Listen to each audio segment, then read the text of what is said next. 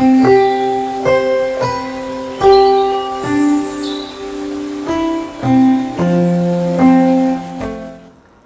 जिस विषय पे मैं चर्चा करने जा रहा हूँ, विषय है तनाव से होने वाली परेशानियाँ। और तनाव से होने वाली परेशानियों में मुख्य तौर पे हृदय रोग।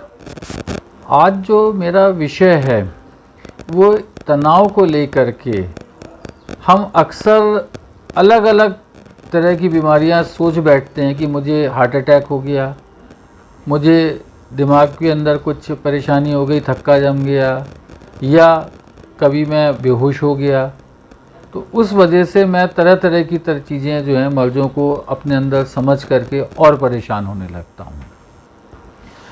बेसिकली जो मैं कहना चाह रहा हूँ कि तनाव एक ऐसी चीज़ है जिसको कि अगर डॉक्टर कायदे से समझ ले तो हो सकता है कि बहुत कम दवाई या बिना किसी दवाई के भी हम उसको ठीक कर सकें। अब मैं आपको एक छोटा सा एग्ज़ाम्पल देता हूँ। मेरे पास एक अगर 15 साल 20 साल का एक कोई व्यक्ति आता है और मुझसे कहता है कि साहब मेरे सीने में दर्द है, तो वो सीने में दर्द वाकई हार्ट की वजह से भी हो सकता है, और ये भी हो सकता है कि हार्ट ना हो, मांसपेशियों का हो, या इन सब का कुछ ना हो कि मरीज अत्यधिक तनावग्रस्त है जिसकी वजह से वो कहीं ना कहीं हार्ट पे उसको ये असर पड़ रहा हो और सिंकिंग फीलिंग हो रही हो, और वो व्यक्ति का एक या अभिव्यक्ति का एक तरीका उसका हो सकता है। डॉक्टर होते हुए मुझे ये जानना ज़रूरी है कि वाकई वो हार्ट का मरीज है या उसको तनाव की वजह से है। तो डॉक्टर अगर अपने मरीज के साथ थोड़ा सा समय दे करके इसको बात करता है, समझने की कोशिश करता है, तो ज़्यादातर केसेस के अंदर हम इस निर्णय तक पहुंच पाते हैं कि इस मरीज़ की क्या परेशानी है। लेकिन उसके बावजूद 20-25% मरीज़ ऐसे होते हैं जो इस ग्रुप से बाहर होते हैं, जिनमें निर्णय लेना मुश्किल होता है।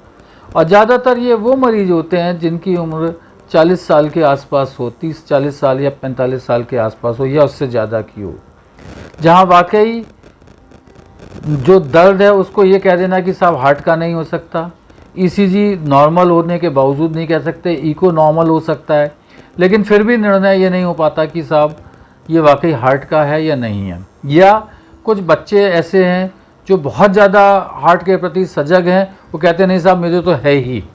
अब इसके लिए क्या करें, वो एंजियोग्राफी भी नहीं कराना चाहते, बहुत आगे एडवांस टेस्ट भी नहीं चाहते।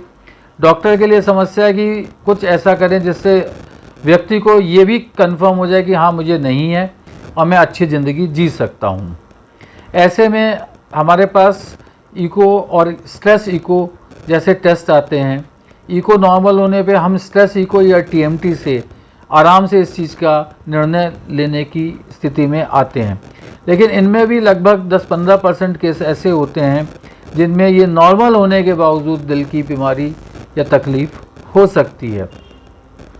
आजकल आप लोगों ने भी अखबार में पढ़ा होगा कि एक एंजियोग्राफी होती है जिससे कि आप 100% कह सकते हैं कि भाई ब्लॉकेज है या नहीं है।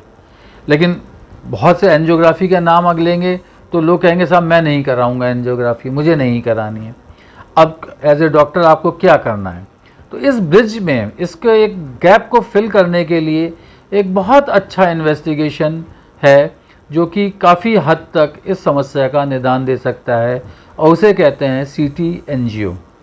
ये सीटी एंजियो के अंदर एंजियोग्राफी होती है, कैट स्कैन मशीन का इस्तेमाल होता है, और एक छोटा सा इंजेक्शन हाथ में लगा करके हम ये हार्ट की नसों को आराम से देख सकते हैं। उसमें कोई ब्लॉकेज है वो पता लग सकता है, कोई कैल्शियम कितना है ये पता लग सकता है। अगर सीटी एंजियो नॉर्मल है तो ये हम मान के चलते हैं कि इस मरीज को कोई समस्या हार्ट से संबंधित नसों की जिसमें बंद होने की समस्या है नहीं होगी। अगर उसमें कोई कमी आती है या कमी मिलती है तो जाहिर है हमें एंजियोग्राफी से उसको कंफर्म करके उसका निदान करना चाहिए। बहुत सारे ऐसे मरीज जो एंजियोग्राफी नहीं कराना चाहते हैं, यंग हैं और ज़िंदगी के प्रति बहुत संवेदनशील हैं, उनमें इस टेस्ट की अहमियत कई गुना बढ़ जाती है और हम एक निर्णय तक पहुंच करके उनकी काफ़ी मदद कर सकते हैं।